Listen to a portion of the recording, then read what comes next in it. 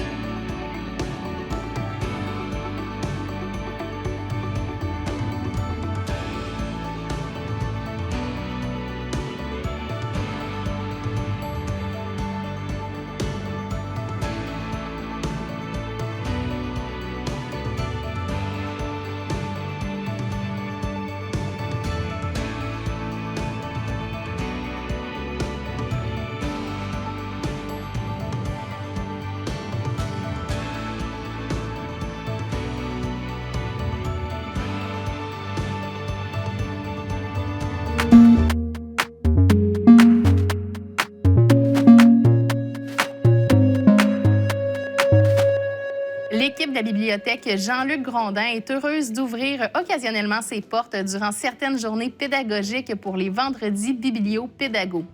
Profitez de la journée pédagogique pour passer un moment à la bibliothèque avec vos enfants. Sur place, ils mettront à disposition quelques jeux de société pour jouer sur place. Vous pourrez bien sûr emprunter des documents et en profiter pour mettre à jour l'abonnement de tous les membres de votre famille. Bienvenue à tous!